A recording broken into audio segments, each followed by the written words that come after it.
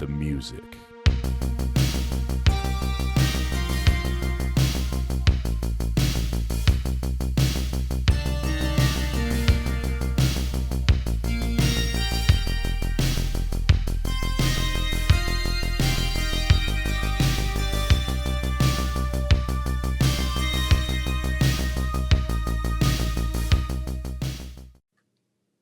Oh, and we're back for another episode of Blue Tiger Revenge. And this time, we have a very, very special guest, Jessica Warrick. Welcome. Hi. To the Tiger Den. Thanks for having me.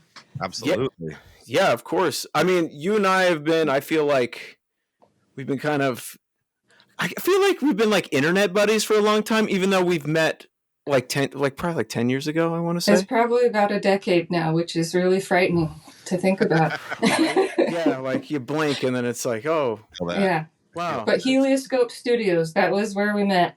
Yeah. And I just learned it's the biggest comics collective in North America. I didn't know that.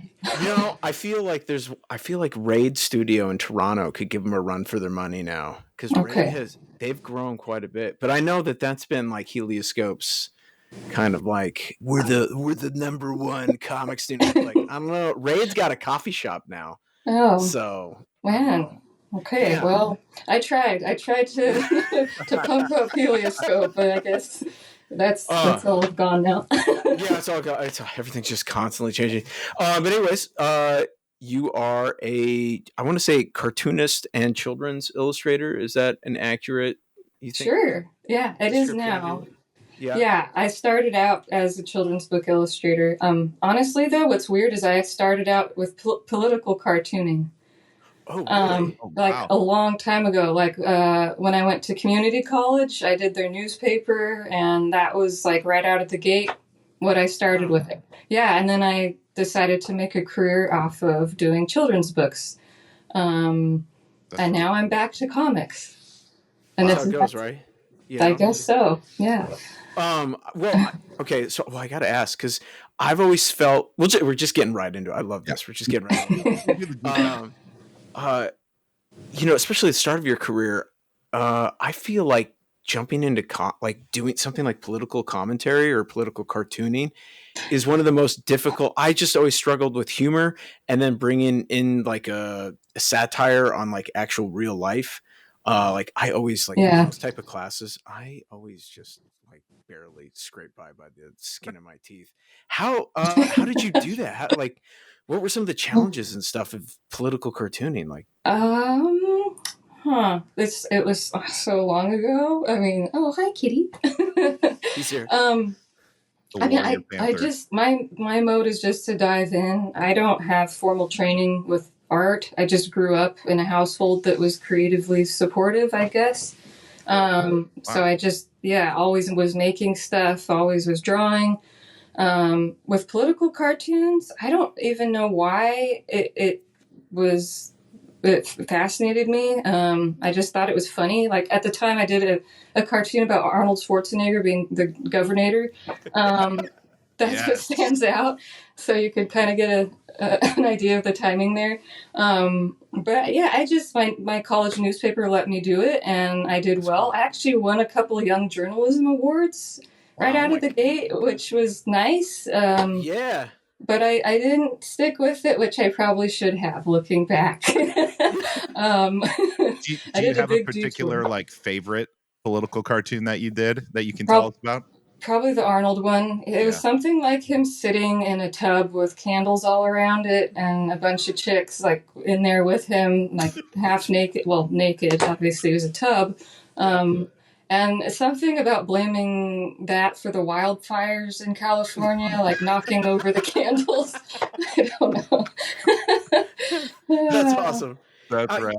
You know what's interesting? I feel like, and because I had a similar experience of when you first do something that starts getting you a little success, it's not exactly what you thought you were going to do originally, right? You don't necessarily lean into it. I started doing a webcomic really early on in my career, and it was really the only thing that really kind of took off for me.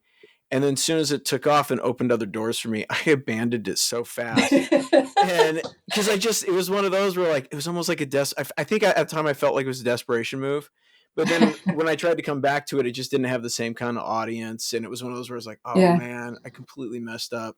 Like this could have been like my career, like doing big web comic. But anyways, it's just kind of one of those like you say, when you said, oh, I was winning all these awards, and then I was like, well, see you later, big that's gulps, my cue.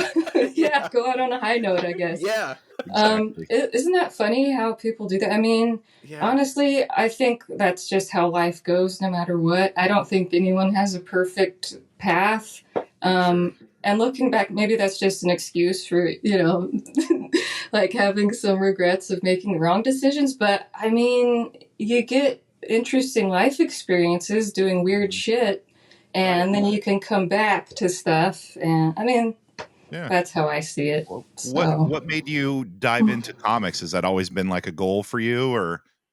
Yeah. Oh, definitely not always a goal. I did not grow up with comics. I mean, it's a foreign animal in many ways. Although I grew up with cartoons, animated cartoons, Simpsons. I mean, I binge watch cartoons nonstop. So that's never changed. But I never had a goal to be a comic artist necessarily. I don't know why. It seems like I should have. But I'm glad. It just feels very natural, and I'm glad I'm doing it now. It's never too late, I guess, to start where you should be at. So give us because I think when I first met you, you were doing a series of illustrations. It was like these wonderful takes on, I just remember one, it was this wonderful take on mermaid. She was like up in the Arctic. It was like a walrus woman. Oh yeah. And it was such a refreshing take on, the typical mermaid concept. I just remember being really so funny. Oh, thank you. Yeah. Was that, I guess what I'm trying to get at is like is that where you were trying to go towards, is doing like satirical illustration? Because I'm guessing at that time you were probably doing kids stuff. It seemed like, right? You're doing like kids books. Yeah, and I still technically am. I mean, that's most of my client work tends to be children's books. But yeah, that mermaid series was just personal work that I just really like to do. Mythical creatures are really fun for me to draw, inexplicably. And I just did like a collection of lesser known mermaids, kind of like treating them like a documentary, like you'd watch an animal documentary, Animal Planet. Cool. Like, and so those. I always think of it all the time. I'm always like, maybe it's because I live in Alaska now. I don't know, but I'm always thinking about it. Yeah, she would live there. That makes sense. No, thanks. That's one of my favorites. So I'm glad you remembered that. Yeah, but that's funny because that print series, and I did gnomes like climbing on a cat tree. Yeah. And that definitely made its way into the Chum Brothers. Yeah. All of them had play a part in it. So we'll get into Chum Brothers, because I've got some questions. I've got some questions. Yeah, I'm sure you do. So you said you were really into animation. You were in a creative household. What was kind of that journey then for you to decide, like, I'm going to do this as a living? Like, I'm going to find a way. Obviously, you started with political cartoons, but I mean, was there like something specific, like a movie or a series of animation, or like a generation of animation that came out? Every couple of years they kind of do like a rehash or something that we're like, I can do this. I think I can make a real run at making a living doing cartooning for a living. Yeah, I think, well, it was The Simpsons for sure. Ren and Stimpy, those types of shows left an imprint, definitely. Just, I love the satire of it, growing up in classic white suburban neighborhood, they just called it out, and it was so refreshing to me, and I loved that, and I wanted to be a part of it. But I didn't have necessarily a career. I mean, I was an art school dropout, actually. I couldn't afford it, for one thing. Oh, my life has been like all over the place, like just figuring out what direction I wanted to go. I wasn't necessarily supported in my family to choose art as a career, and I think that did affect me majorly.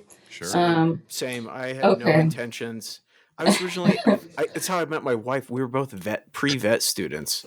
Oh, wow. Yeah, and Interesting. because I thought like I grew up in a very agricultural heavy area, so I Mhm. knew I was good friends with our family vet, and I thought like, oh yeah, those like animals, like he traveled all over the place. He did exotic animals, but he did also big and small. So it's one of those things where I was like, oh, this is a really logical career path. You make a good living. He's got a great family. Like, yeah, this is awesome. And then I got into those classes and I was like, oh, I'm a moron. No, I'm not making it through these. Like, I can't Yep. remember anything. Oh no. Totally. Yeah. That's I relate big time. Mine was psychology. I have a degree in psychology. Oh wow. Okay. Yeah, I was thinking, well, I need to make a living. My family, God bless them, they just wanted the best for me, and so they're like, well, you're not going to make a living doing illustration. It's not going to really make sense for you. So I tried to do something that made sense, but that still had elements of art in it. Yeah. I also picked landscape architecture for a while. Oh, okay. It just, none of it worked out. When I started doing these classes, it's like, this is so wrong. My brain just does not work this way. I'm thinking of cartoons and they want me to like be an engineer and use rulers and shit. And like, that's exactly what I was like. I remember just sitting there, you're in the class, like 400 students, it's like a 108 class and you're going like, are they speaking English? I don't really, I just see a bunch of numbers, Pythagorean theorem. I'm out. Yeah. I don't know what's going on. No, if there's any theorems involved, I can't be a part of that. I tried to take an anthropology class and I made it about a week before I realized, I'm going to fail this. I better drop now before it's too late. So I get it. Yeah. It was fun when I took anthro. I got along with the professor real well, and I loved we had all these great conversation. I do all the outside class stuff, and so I thought for sure that I was like doing well in the class. But then, when I got my grade back, they're like, no, like you're real enthusiastic, but you're dumb. You're an idiot. Sorry, bro. We can't give you better than a C. You passed. That's sad. Degrees, my man. So it's fine. It's true. Yeah. I hope they didn't call you dumb. That would be. No. I hope they did. He was a really cool guy. He was really hands-on, and he was really into like the tool making of. I thought you were going to say he was really handsome. I'm sorry, that was awkward. You know what? He may have been. I don't really recall. I do remember one time though. I met him in a parking lot because he'd made atlatls, which were these like sticks to throw spears, like that, like Neolithic like humans would like use to hunt mammoth and other large mammals. Okay. And he like made one and you could throw it like 100 yards and it would go through like a 2x4. It was impressive. Whoa. Anyways, like I met him in a parking lot and we were like going all over this stuff. And I was like, hey, how come I got a C on that? And he's like, you're just really bad at memorizing. You're just dumb. You're bad at memorizing. He's like, you're really into the stuff. I appreciate it, but you got to get better at memorization. Your dates were all over the place. You were just wrong.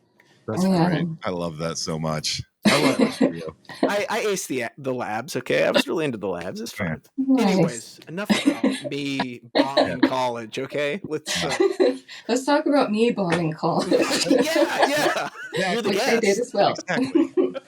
Oh. Yeah, so many paths. I mean, I really tried a lot of stuff out and none of them took. I'm more of a learning on the job type of person. Yeah. And so I guess to answer your beginning question, my goal was just to make money doing art, to make a living doing art. Yeah. And I did that. I found a way to do it. I started getting gigs online, and they happened to be children's books. And that's been going on for like 2 decades now, pretty much. I mean, congratulations. That's because I feel like it's a hard racket. It's like, very hard. Yeah, and it's like that thing of like I once worked. You said many paths. I worked as a assistant chef in a French patisserie. For a year, and it was like one of the best experiences, but also. One of the worst experiences because I'd worked in like lumber mills and stuff like that before. It was by far the hardest job I'd ever worked. Yeah. And it was so stressful, and we were pushing on like the deadlines were the worst, and it was just one of those that for something making that look so great and so sweet, Yeah. everything else just was just horrible. And I feel like in a sense working in the arts is like that. Like the payoff is so sweet, but like getting through the work is brutal sometimes.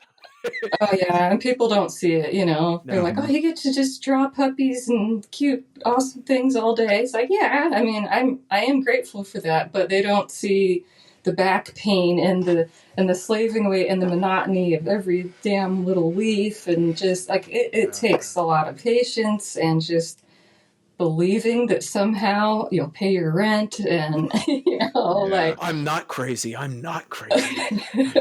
can do this, and the world is like falling apart all around you all the time, and I'm gonna keep drawing. I did a book a few years ago, and it was one of those that we had this beautiful summer up here, and I had the realization like, oh, I didn't get out once. I didn't even go for a hike once this entire summer. Like I missed the entire like 5 months straight. I was just at a table every day. It was just kind of one of those real like, oh yeah. You got to be a real psycho to want to do this. Okay. And I think that brings up quite an interesting question. Like, how do you what do you do when you want to like step away from art at your table for a little bit? Like Tad's an outdoors person. Like what's your kind of break away from drawing? I'm an outdoors person too, definitely. And I'm lucky to live very close to Forest Park here in Portland. Oh, cool. Yeah. And my partner and I, like Chris, we do mushroom hunting. We partake in mushrooms, which do grow around here. Okay. Yeah. Now we got to get. We're gonna that's a whole other conversation. That's what we do. Please tell me you guys are watching Common Side Effects. I just started it. Is it the best show? It's amazing. I only watched the first episode so far, so don't give it away. But yeah, my lips are sealed. But it's it's awesome, interesting. This guy, he hasn't even watched it. I haven't seen it yet, but it's on my list. I'm impressed so far. It's really unique and it's cool. It's a great topic. I mean, we should be talking about mushrooms. Yeah, it's interesting. Amazing. I just went to. They had a presentation here about like basically conceptual agricultural architecture, and it was like basically building human structures using the environment. And they were talking about like the dome cities that were planned back in like the 50s and 60s and all this. Anyways, one of the presenters there, he was making bricks out of mushrooms. Oh, cool. Yeah. And he was like making like structures so that you could make temporary structures that weren't impactful in the environment, but they were stable and sound, and there was like they were structurally secure materials, but and it was all this like basically just mushroom mycelium. Yeah, mycelium that was grown into bricks and different shaped structures. It was really cool. And then when you're done with it, right, you can essentially just bury it or whatever. It's all biodegradable long term. It was fascinating. It was kind of one of those real I'm sure right now to do any of that stuff is super expensive, but why is this stuff not being utilized if they're talking about this since the 50s? Like, oh my God. Yeah, I saw something similar to what you're talking about. I know what you're talking about. It's fascinating. I mean, there's so many uses for mushrooms. And I don't think it's all that expensive, really. I mean, they grow super quick. I mean, literally overnight. Mushrooms they're like aliens. And not to mention... A little bit, They're the medicinal properties. I mean, I microdose with them. They're great. I know someone who drinks like mushroom tea at night for sleep. Yeah. Oh. Yeah. So let me, since you said you guys do some mushroom hunting, I'm guessing for like chanterelles and other stuff, probably. How did you get into that? Because like my wife and I always talk about doing it, right? But I gotta be honest. I've done it with some people in the Cascades, but they were seasoned.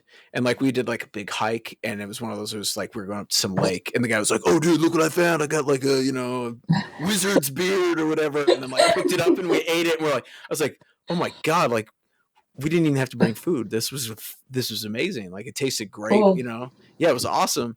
But then I kept thinking like, oh, if I were to do this though, I'd be by like myself. I'd be out here on the Cascades. Be like, oh yeah, I think it's this, and then like lay there and slowly die in the elements because I Great poisoned wizard's myself. beard. This is great wizard's beard. They're like, that's not wizard's beard, dude. Yeah, I mean, it just takes doing it and practicing. I mean, I've been foraging with Chris for many years. Like before the craze, like there's this huge mushroom craze. I would have never seen, like, how did it become so popular and kind of cool? Yeah. We were doing it before it was cool, damn it. I mean, like we were already going out there. Kids. But yeah, like once you learn the basics, it's almost impossible to mistake something for one that's going to kill you. I mean, I don't know. It's super fun, and I recommend it to anybody. Okay. Like, it's really fun hobby. I'm going to do it this summer. We get. You're not. I am going to. I'm going to. Around the fall, we get like, the big. You draw them in your art all the time. The big red mushrooms with the white dots on top of them. They pop up all over. What are they called? Amanita. Amanita. Amanita muscaria. Can you eat those? You can technically. And they will make you, but it's like, I haven't actually done that yet, but there is a way to do it the smart way so it doesn't make you puke. Because the effects are different. It doesn't have psilocybin in it like a classic magic mushroom. It's more of like a drunk effect. Oh, wow. Okay. Yeah, and there's supposedly a way that you can do it where you get rid of all the nausea and stuff by smoking it first and then running it through like a coffee maker, so you filter out the bad stuff. Yeah. Okay. But I can't. I haven't done it personally, so. I might have to look into it. I mean, because we get giant one, like all around. I think we're not far from the river up here, and I think just with the climate and stuff, I think it's just like perfect because there's mushrooms everywhere out here. Just nice. Yeah, that's great. Yeah, Pacific Northwest. I mean, we have the most potent magic mushrooms in the world. Interesting. Like, oh yeah, and they grow. They grow here in Portland. They grow on the coast, and we're pretty lucky to have that. Yeah. I'm not sure if they go all the way up to Alaska though. That might be a little too cold. I wouldn't be surprised if they do. We have a giant festival. I forget what it's called, but they do it in this Girdwood. It's this little town not too far from here, and it's out in the mountains. It's very small town, but anyways, it's just like, man, it's all celebrating mushrooms and cannabis. That's like the entire festival. It's probably the biggest festival out in Alaska. Like it's huge. Like I know tons of people that go. Yeah, and a lot of artists go too and sell. Like I know a lot of artists like they'll go and as vendors. That's cool. Yeah, we thought about going a couple of years ago, but I was like, we just didn't do it. But we've been. It's fun. I want to go. Yeah, you should. I forget where. I think it's called the Forest Festival. I think what it's called. It's it's like it turns into a pretty like you get like the hippies and the mountain people all come down. It's like it's very eclectic, but it's very Alaskan. It's really cool. It's really nice. It's a very cool show, and they get tons and tons of musical acts. It goes on for I think it's like 4 or 5 days now. It's cool. I'm surprised I haven't heard of that. Or maybe I have, but I didn't remember it. I feel like Alaska is one of the last, like vestules of like right now everybody's mad because a couple years ago Vice did a mini doc on our 4th of July celebration. There's a town north of us where they launch cars off a cliff. Wait, what? Yeah. And since Vice did the mini doc, it used to be you could just drive in and there'd be like 40, 50 people, just people. It's like outside of, I think, Wasilla. And and now you go, and ever since Vice did the document, all the, you get all the bros out of California and stuff. Yeah, Sucks. I mean, there's like thousands of people. Wow. Yeah, it's really. Bro, you remember where we went driving and the road was closed? We took Yeah, it yeah. up. We hit the literally went around the corner and there's like a 10-foot wall of ice. Mhm. It's like in that area. That's where Okay. it's at. Yeah. Cool. It was. You both are in Alaska, right? I'm in Olympia, Oh, Washington. Yeah, okay. right up the Cool. road from you. So very northwest. We've got the whole northwest Yeah. right Yeah. here. You got it Right all here on the covered. show. I grew up not grew up, but I lived in Olympia at one time when I was very young. Okay. That's a cool town. Yeah. Where are you originally from? Would you say you grew up? Do you know? A lot of places, but yeah, all over Washington State, basically, like near Seattle area, near the Puget Sound. I was born in Spokane, Washington. I don't remember any of it because we moved a lot. But yeah, Northwest. Have you been to Arlington? That's where I'm from. I'm from Arlington, Washington. I know Arlington. Yes. Or as the skaters call it, Gnarlington. Nobody calls I have not heard that nickname. That's what someone told me. I was like, no way. I can't say that rings a bell, but dang. All right. Cool. I'm glad Arlington's still not cool. Arlington's not cool. Trying to be cool, but it's not. You know, I'm sorry. I'm from Kelso, so I can't talk about places being cool that you're from. So that's true.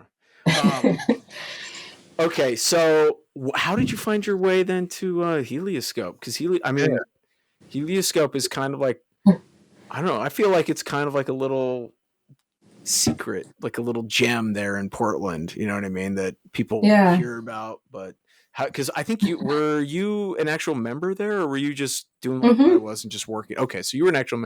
How did you find them? How did you link up with Steve and the boys?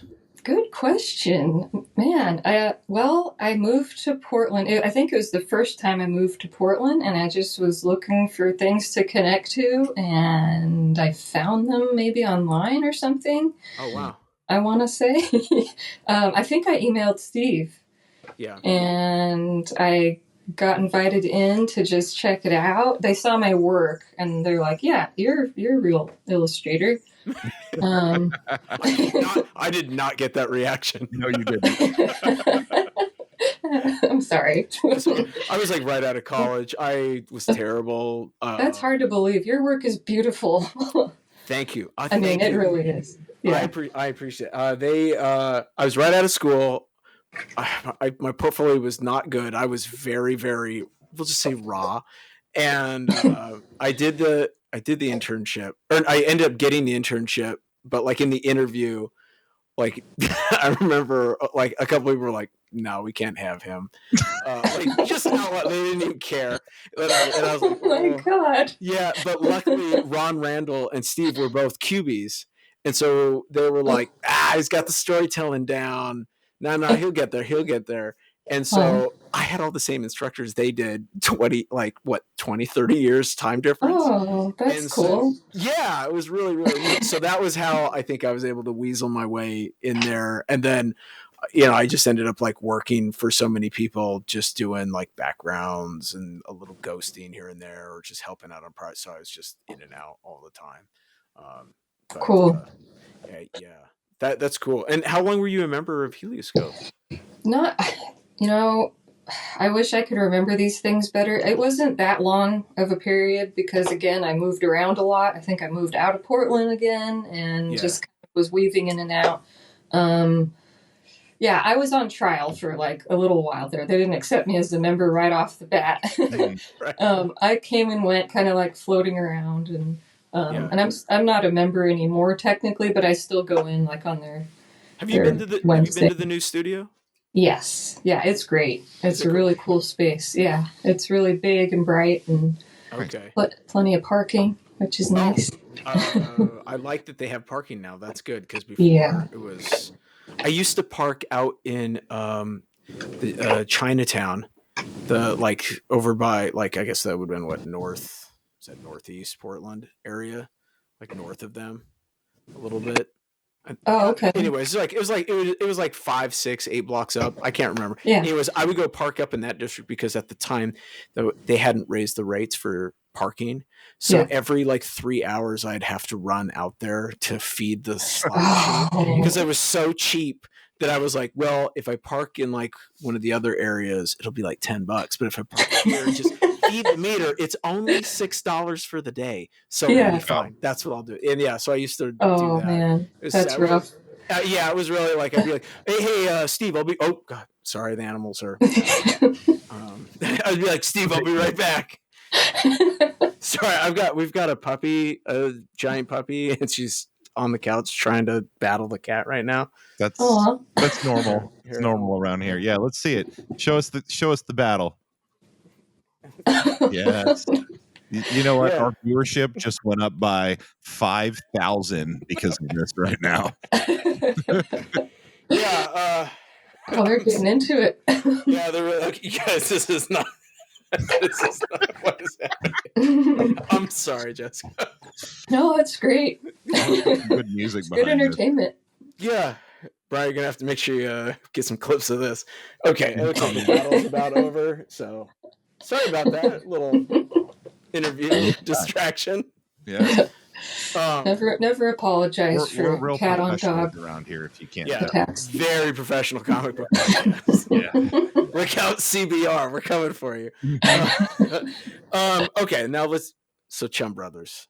Yeah, Chum Brothers. I feel like everything we've talked about is accumulation towards this epic, and I remember a while back seeing you floating some pages and some images, and I was like, "What is this? It's like SpongeBob, but maybe better. And I like. So many people are saying that, and now I feel like, oh, damn it! Do people think I ripped off SpongeBob characters or something? I mean, there's only so many ways you can draw a fish, a simplified fish, and so people are saying they look like those, the fish background characters. I think it's a good. Damn it! Personally, I think it's a good. A good thing to be associated with. It makes it a good selling point. It's very different, and that, and also like it's just anthropomorphized fish, and I think that's why you're getting that probably relation. Right. I mean, I did a book Cretaceous a while back, and everyone's like, "Oh, it's like Jurassic Park."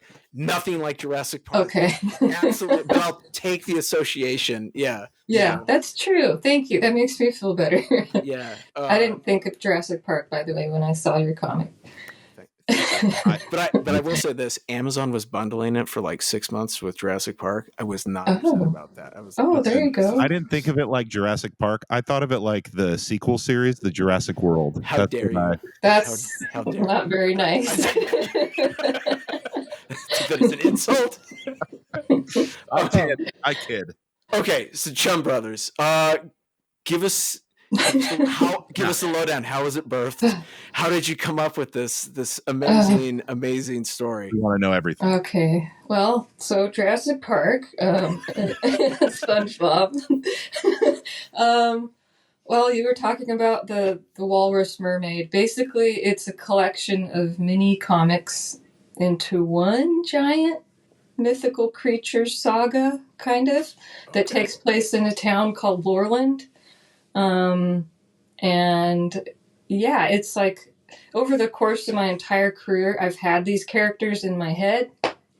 The Chum Brothers, the fish heads and the human lower halves. So they're hybrid brothers, and they're psychic. That part came in later, but I don't know. I don't know why the fish heads. It's funny to me, and the character just followed me around forever. I like it. Yeah, I mean that's the truth. And then I started seriously writing the story about over a year ago. Well, more than that now. It's like 2 years ago. And I told my friend about it. I'm not sure if I should say his name, but you know him. He was at Helioscope. Okay. Very well-known artist, comic artist, very respected. Say his name. Drop his name. Kevin McGuire. Is it good or bad? It's good. Oh, say his name. We got to give him a shout out. Yeah. Oh, hi, Kevin McGuire. Oh, okay. Yeah. So I bumped into him at New York Comic Con when I was in New York in 2023. Yeah. And I told him a little bit about the story. We were talking, and he's like, "This is really cool. I should tell my publisher about this. Maybe he's interested. And I was like, Yeah. I don't know. I didn't think anything would come of it at all. I mean, I was just like, oh, that's really nice of you. But, this is too weird to be published. I just figured I'd have to self-publish this for sure. Yeah. But I kept in contact with Tom from Rocketship Entertainment. And I showed him my very sloppy manuscript with the scribbles, and it wasn't done yet, but he really liked it. Wow. And so, yeah, then I signed a contract. Here we are. And here we are. I mean, Rocketship, they do some really interesting stuff. And the books are always really good looking. Like they're always like hardbound and well put together, oversized a lot of times. I feel like that's something that when you're dealing with publishers is really hard to get. Especially like kind of like we'll just say the bigger, like the big 5 publishers. I feel like if you're doing a creator own, they typically are like soft cover, standard size, no frills. Yeah, and I thought that was cool too, that he's all about that, taking webtoons basically and making them into beautiful hardcovers. That's awesome. That's great. Yeah, and so did you just let them take the reins on the design? Because the book, like from what I've seen through the Kickstarter, looks really, really nice. Did you have any say in like the design or any of that kind of stuff? I've done it all. I mean, Tom, the only thing I got help with art direction was the cover. Okay. Which I'm really thankful for, because I wasn't sure what route to go with that. So he thought it would be really cool if we did like an old school 70s style poster, movie poster kind of thing, where things are just popping out.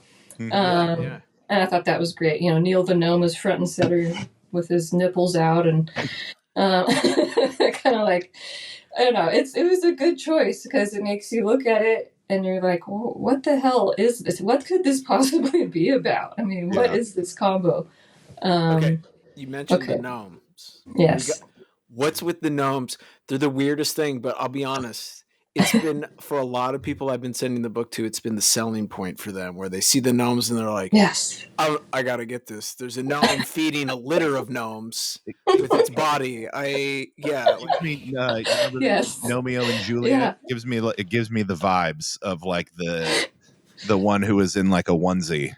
Okay. Yeah. Oh, Borat? Yeah. I have a picture of Neil the Gnome wearing that actual outfit. Yes. Oh, that's good. That's good. Yeah, you're not off with that at all. The gnomes. So, yeah, I thought it was funny to treat gnomes like a pest, like a mouse infestation or something. I mean, that's funny to me. Like a litter of gnomes, and I wrote like a whole pamphlet on the gnome species, their biology, their eating habits, how they mate. They're all male. There's no females. Interesting. Okay. They're all white. Okay. That's evolution. They used to be from the African plains, but they, had to go underground. They lost their pigment. So, I've nerded out quite a bit. I love it. That's good.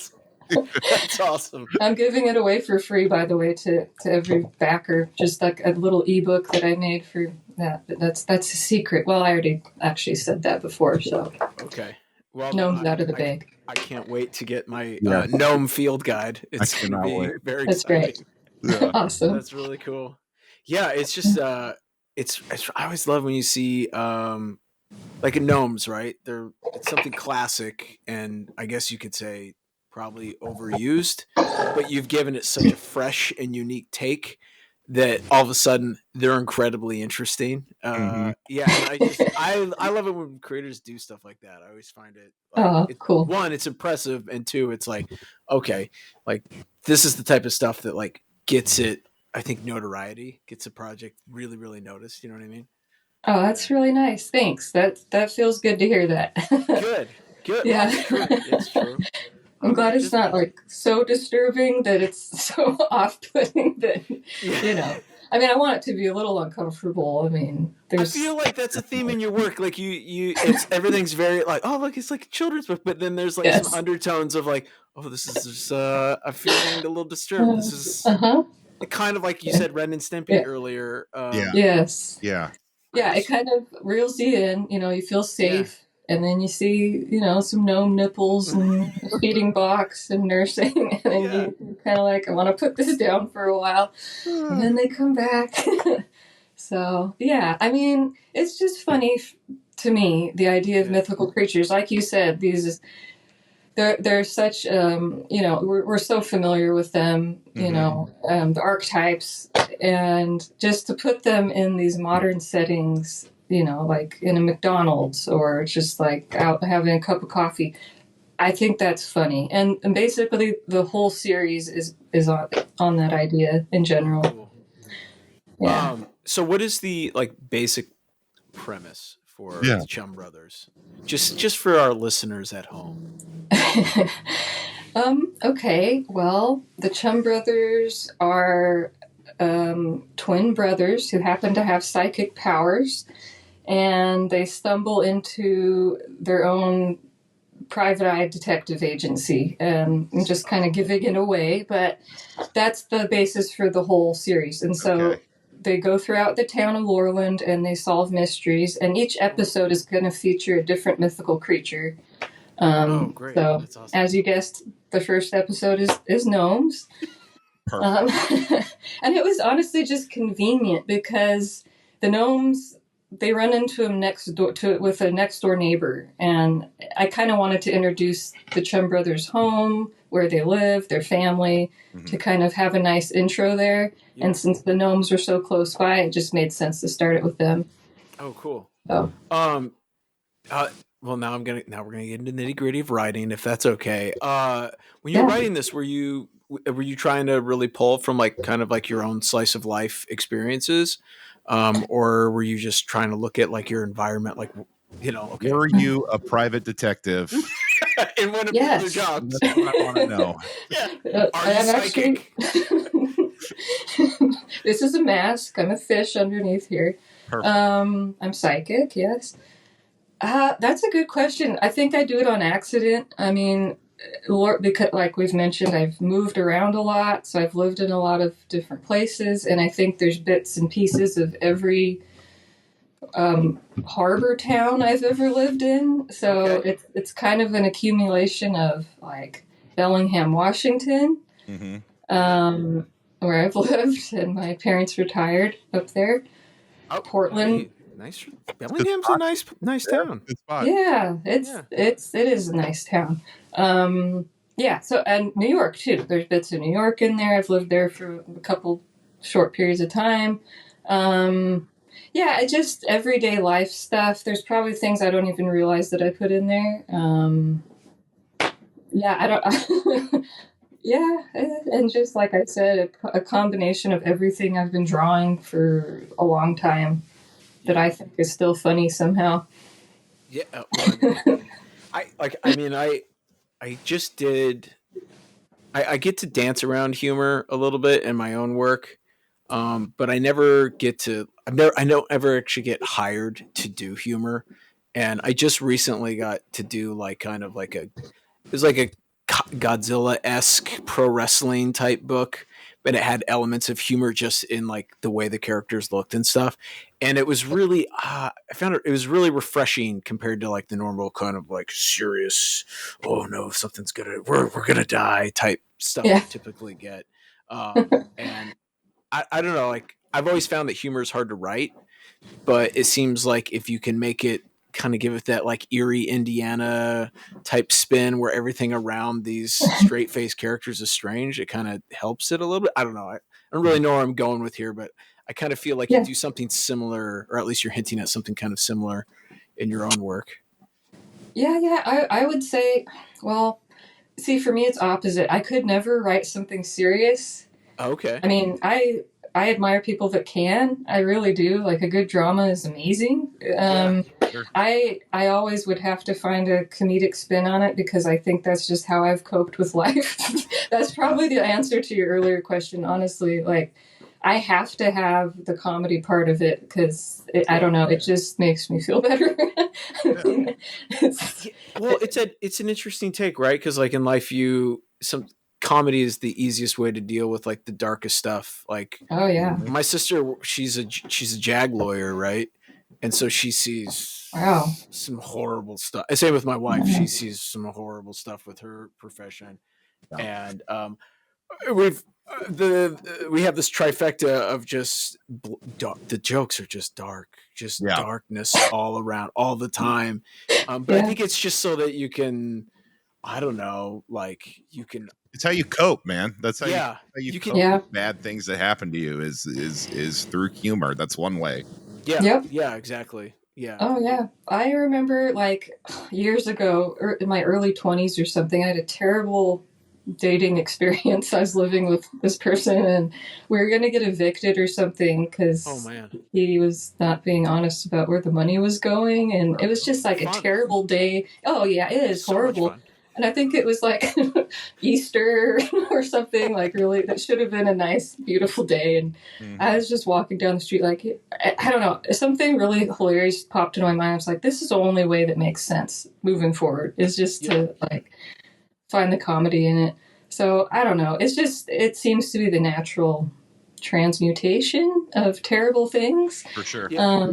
Yeah, it's the only thing that's made sense for me with what's that creativity thing, right? Like the things you speak the fondest of are sometimes like the most difficult experiences of your like totally life. You know what I mean?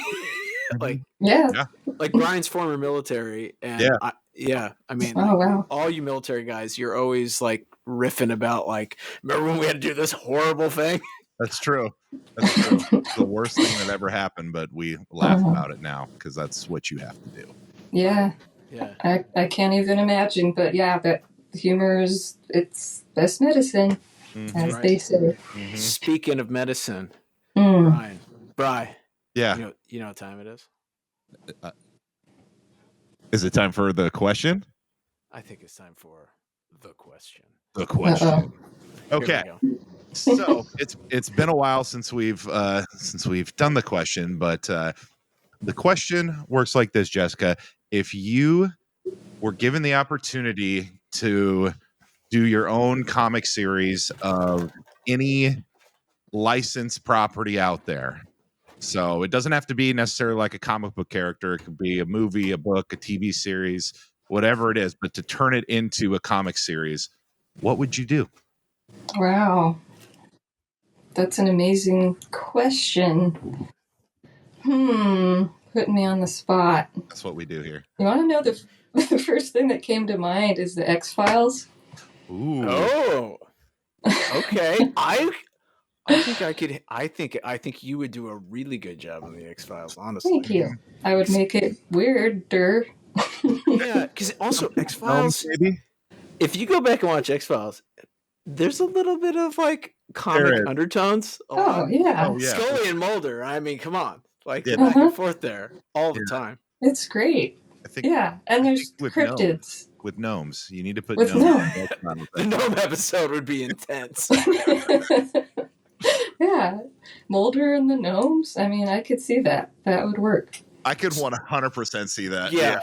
You don't understand, Scully. They're breeding. They're breeding out of control. It's an infestation, and they're all men. You saw them. You still don't believe? Mulder, I just think it's swamp gas. It's an anomaly. Shoulder pads that are like 3 feet out to you know, you can't see on the camera, but the shoulder pads alone would be so fun to draw. Oh, the best. The best. Oh man! Oh, that's a good answer. You know, I don't think we've ever gotten X-Files before. It's the first X-Files, yeah. That's surprising. That is as beloved as the X-Files are. I'm yeah, nice. All right, I like it. I did good. This is always that's always our most kind of like best part of every episode because the answers we get are always like you just don't expect what you're gonna get. You never know. You get what you get depending on who, folks will be, your Batman, your Superman or Spider-Man, whatever, but we get some really good ones. Sometimes you get people on there and you're like, oh, and they'll give you something like so far out there where you're like, What? I would have never What that thought. is, yeah. Yeah, okay. What's the weirdest one? We got a quantum leap from was it Yeah. James Asmus? Yeah. Yeah. And then one of the best ones is Mark Russell. He did what was that, Brian? He wanted to do Superman, but he had this really interesting concept for it. And then this was about 2 years before his Superman book that he did with the All Reds came out, and it was his first issue. Yeah. What he was telling us what he would do is what was the first issue of that comic. Oh, no way. Pretty cool. It was so You never know. I'm thinking You it's never know. files in like a year or two. Okay. Something about Blue Tiger Revenge. Tad and I actually are low-level psychics, so we predict things like this that happen. So don't be surprised. Nice. Okay. What's scary is Brian's not. He's kind of joking, kind of not. I'm like not. We have a lot of stuff happen on here, and then a year later, it comes to fruition. It's really Interesting. Yeah, like we had one year where I want to say it was like almost every single one of our guests was nominated for an Eisner. It was one of those where we were like, we know how to pick them. Yeah, you guys can keep talking about that if you want. But yeah.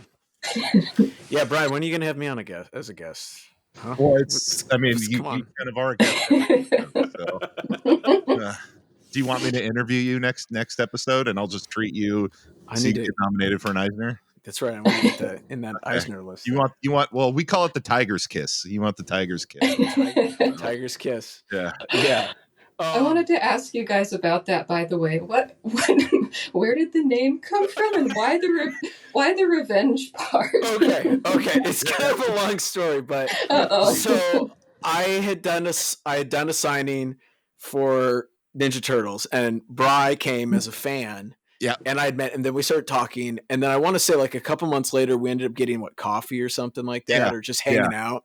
Yeah. Because it's just, you know how comics are. It's so rarely that you meet people that live close that you can let's hang out. That part, I wasn't even going to get something from him. It was from somebody else, but he was there. I was there. Yeah. And so then we had an idea. He was like, well, I do this podcast. He did a super geeky play date. Yeah, I did it with some high school friends. Yeah. But it was coming kind of to an end, and he was looking to do a different project. So he'd kind of thrown out, you want to do a podcast? And I was like, okay, well, if we do it certain parameters, but I want it let's do it the right way, right? So we did a bunch of fake episodes that we never released, just practice.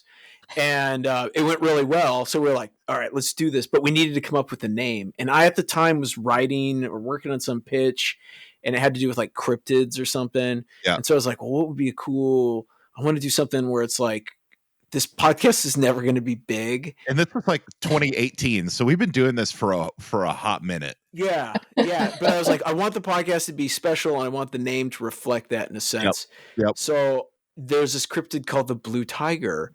And I was at the time doing all this research on something, and I came across the Blue Tiger. There was this tiger that'd been sighted in India that people had been hunting but never been able to catch. Anyways, yeah. So I was like, oh, that's a great it's this rare thing, this rare predator out there in the wilderness. And I was like, as rare as two white dudes with a podcast. Yeah. Yeah, so it was I remember, I forget what our initial tagline, but it was something about the rare the rarity of a tiger running through the wilderness that is the comic book industry or something like that. Yeah. It's just something dumb. Anyway, so we launch it. We built a small following. It was doing okay, and then we finally were I had the time to make a graphics package. Yep. So Brian and I designed this whole new graphics package, and we loaded it all up, and it was looking great. And then, you basically boom, save. And then Apple. Yep.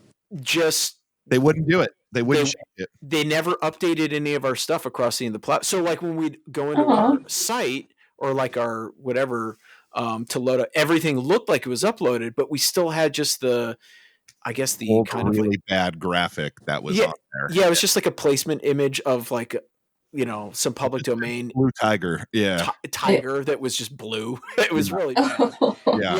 Yeah. And so we took a break, and then we're like, okay, we're going to come back. We're only doing guests. We're With a reformatting, vengeance. but we're coming back with vengeance. And Yeah. so we did it. We went through different hosts. We basically had to like start fresh. Yeah. And that's when we were like, okay, well, we're keeping the name, but we're just Blue Tiger Revenge. And revenge on the end of it. So Okay. and So now we're revenge is actually like against Apple a little bit. A little bit. And now we're not against your people that you have on, your guests, your comments in general. We love them.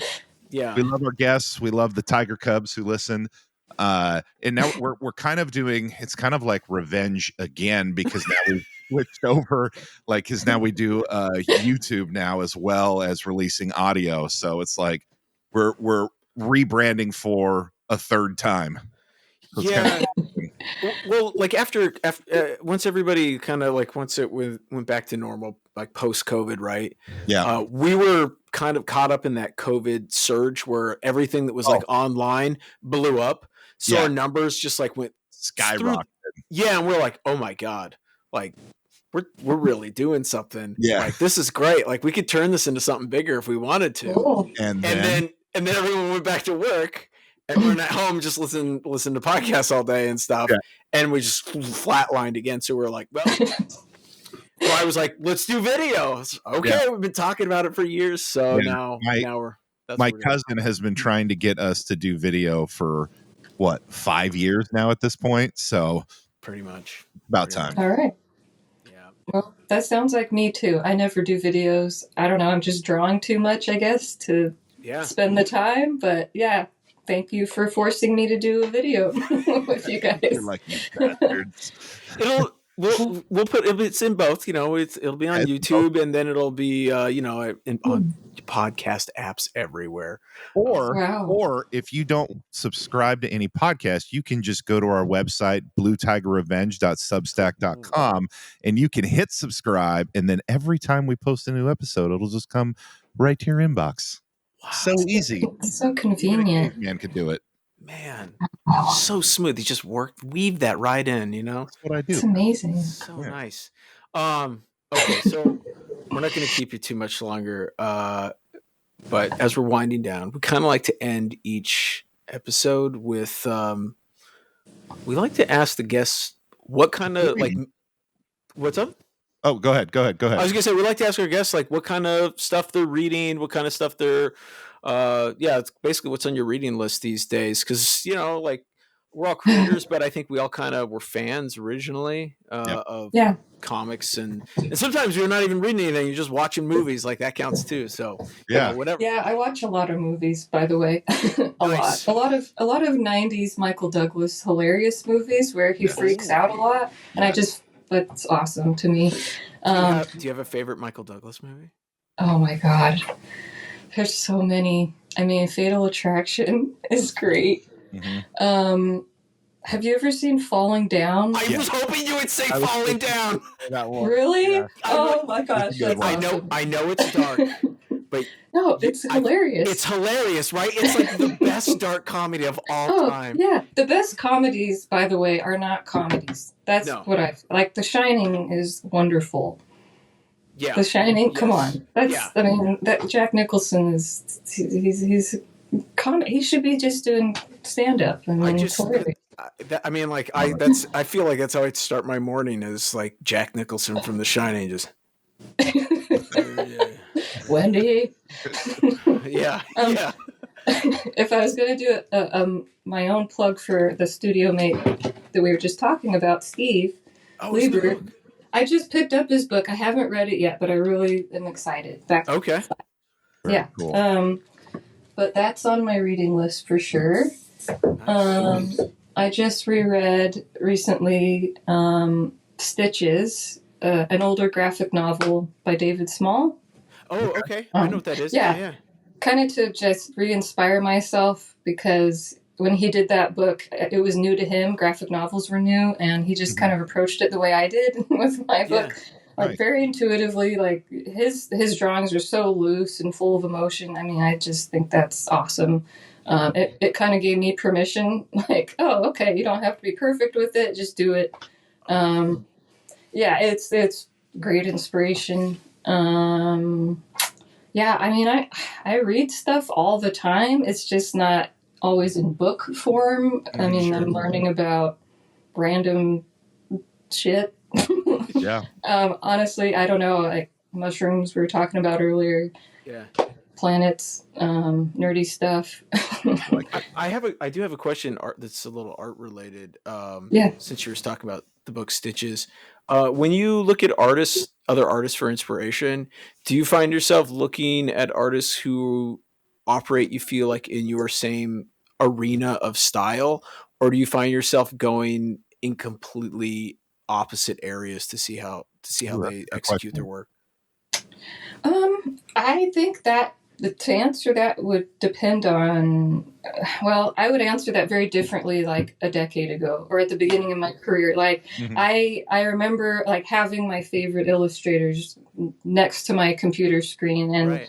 like, referring to them, and I knew that was the look I wanted to go for. So when I was basically learning how to draw, that's how I would learn Okay. and Yeah. kind of use Perfect them sense. as, yeah, I mean, I'm always learning, obviously, still. I'm not Mhm. done with that ever. But there was a certain peak I feel like I had to get to where I got the basic skills down to then build on top of that. Yeah. I mean, there's a great gallery in Portland called Brassworks. They're wonderful. Oh. And they're full of artists that I am constantly inspired by. Okay. Um, Cool. Is that yeah. downtown or where's Brassworks at? It's in Northeast Okay. Gleason. Yeah, they're great. They do like a lot of pop surrealism, but Oh, they're expanding into more. But yeah, they're awesome. They show stuff all over. One of my favorite artists, Joe Vox. He's the director of Family Guy. He's been yeah. so I made friends with him when he came to town to Portland, and he showed his art. Wow. And but anyway, he's a good example of someone I'm super inspired by, and I guess to answer your question, I tend to be inspired by artists that have kind of a similar look Yeah. Mhm. in their art.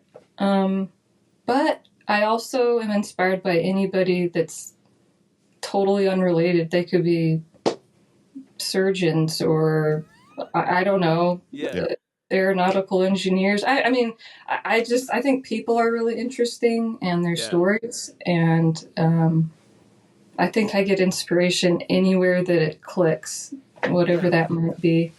Yeah. I only ask because I was curious because I've been going through this phase where I find myself I'm more attracted to like things that are where like visually I can't deconstruct what they're doing.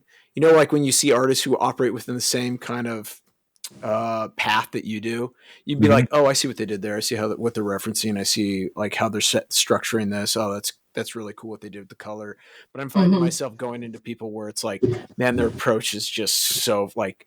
I love Ashley Wood stuff this last couple of years because I Yeah. have no idea how he does. Like it from at first glance you're like what, but then the more you look at it, the more complex and it becomes less like I don't know, like it's so loose and organic, but he does like machines and mechanisms and stuff. And the more you look at it, the more it like makes sense. But I wouldn't even know how to even approach something like that because I feel like Yeah. I know I can't let go enough to get that abstract. And then like people that play with color where they don't use traditional like oh, I have to color this guy's shirt blue, or they're like, we're gonna go. It's just I'm thinking pinks and reds, maybe some purple for the darks, and that's it. Like I love that kind of stuff these days because Yeah. it's such a non traditional approach from Mhm. like traditional illustration, you know. Mm-hmm. But Yeah. yeah, To kind of just be guided, I guess, by something other than, yeah, like, a template, yeah, color by number type of approach. Like, I don't know. I mean, I get inspired by music all the yeah, time. I mean, just Definitely. I think the feeling of things I get inspired by, and it's never a literal thing. yeah. Typically, Yeah. Do it's not.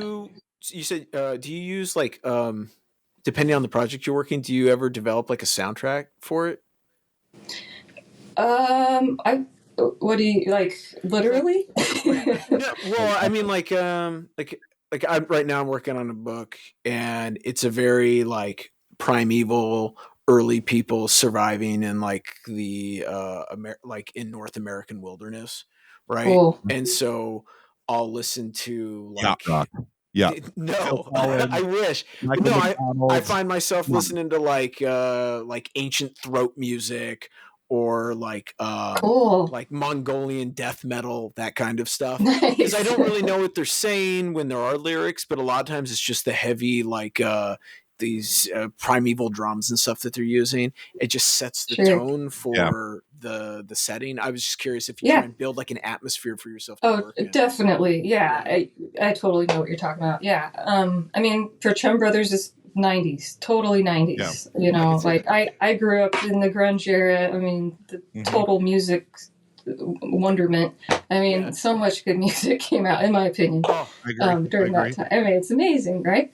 Yeah. So, yeah, and in my book, there's a lot of 90s references, and the character, one of the main characters, kind of is thinking back to his time as a young guy in the 90s, and he falls into a cult, and that's a whole other kind of subplot going on. Yeah.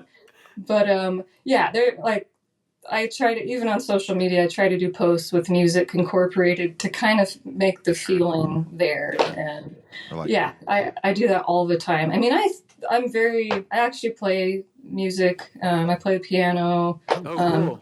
I grew up very musically inclined, so I think that's part of my process unconsciously as well. It's really incorporated. So yeah.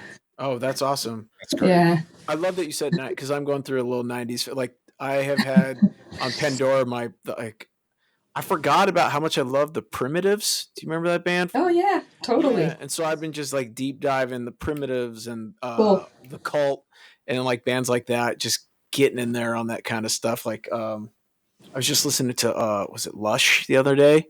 Oh yeah, nice. Yeah, I was like, oh man, like it's just because you just kind of forget, right? Like it was a while ago, so you just kind of, I don't know, or crash test. My wife and I like crash test dummies a lot. Totally. Yeah, it's just kind of weird. Again, 90s that 90s vibe. I heard them at a brewery the other day. It was great. Say that again. Oh, I was someone was playing Crash Test Dummies at a brewery somewhere locally, awesome. And I was like, "Wow, good for you." That's great. You guys remember presidents of the United States? Well, of course. Oh yeah, dude, I almost saw them in college for free. I was in line. They were only letting 80 people in for like through the door. Yeah, and we pre-cell phone. That's we don't need to say how old we are. We're just that's fine. Yeah, we don't get it. We need to. And I'm waiting there, waiting for Dr. Wife. Then she was just student wife, I guess. And I was standing in line, and I'm like, okay, like I was like third, fourth in line, and I'm like, where is she? Where is she? And I run to a payphone, and I was like, hey, are you coming? And she's like, coming to what? And I go, like, presidents of the United States, we're going to go see them. Like, I thought, and I'm in line to get the tickets. It's like, because it's free tickets, right? But only for, I go, you got to be here at the door to come see it. It's a 2-hour concert. And she's like, I'm in my pajamas. I'm not coming. So I ended up going, she's like, are you going to come back? Or are we going to do dinner? Apparently we're supposed to do dinner that night. Anyways, so I missed out on it. So irresponsible. All her fault. And That's right. Still remind her to this day, Yep, it's 2003. You messed up. You messed up big time. This is a message to her right now.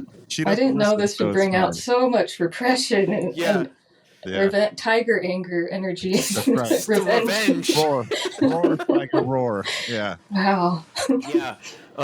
Like Bryce said, she doesn't listen, so it's fine. She doesn't care. No. She's on to bigger and better things. And he's I'd like to meet your wife. She's not in the room. Yeah. She's not in the room. Oh my god. Okay. Brian, did you read anything? You reading anything these days? I'm still, just like last episode, I'm still on I finished the second book in my series, The Sun Eater. So now I'm on book 3, Demon in White. It's great. It's a space opera novel. Highly recommend. But no, I've got my stack of comics that I need to get caught up on. That's overflowing my basket of comics I need to read. So I've been bad. I've just been in this novel, man. I've been in this novel series. So I get it. I'm in the same boat. My What a comics podcast. Like, Yeah. what have you been reading? Fucking nothing. we're reading stuff, just Yeah. a lot of novels. No, I'm actually reading my wife finished her first novel, and so it's urban fantasy, which is the new genre for me. Not something I normally explore, but I am reading that right now, and there's a few things I didn't realize with the whole urban fantasy. There's certain terminology, like if you're not familiar with that genre, like I had to have I had to ask a few questions on it, but I can say I'm actually enjoying it. It's very good. It's very good. I'm still waiting for my copy. So, you might have to wait. I don't think it actually comes out for another like 2 months, but when the book does drop, I want first printing autographed. So, okay. Yeah, I'm reading it on like a Kindle thing. It's like she got her first draft back from her editor, and so she did all the corrections and then sent it back for Yeah. I just draw stuff. I don't actually write. I can't. I'm not allowed to write things down. But yeah, no. It's what's interesting is like especially a new creator, right? You can always see elements of them come out in the project, right? Like especially like, and so here's this person I've known for over 20 years. And it's interesting seeing these like elements of her that are sprinkled into like the main character and things like that. I don't know. It's enjoyable. Awesome. It's really good. And it's got like she does research on like Korean and Japanese folklore for it, because that's her back. She's Japanese Korean, and so she'd never done that before. I don't think she had really looked into that kind of stuff. So I think it's really cool seeing her take that, like you were talking, Jess Reed, take something that's old, an old concept like mythology, and then bring it into the modern world and give like a modern take on it. It's making the book really enjoyable, and then it's got like an index. Cool. It's very cool. But so I'm very, very proud. Congrats to her. Yeah, that's congrats awesome to her. That sounds good. She's just gonna leave me in the dust. I'll be working the merch table here soon. That's right. Yeah. Now you'll be a Tiger Teen. Yeah, Tiger Teen. I like it. You know what? We asked her if she would even come on this podcast. She said no. Yeah. Oh, damn. Yeah, we wanted the exclusive, and she's not interested. She's already moving on, I guess. Yep.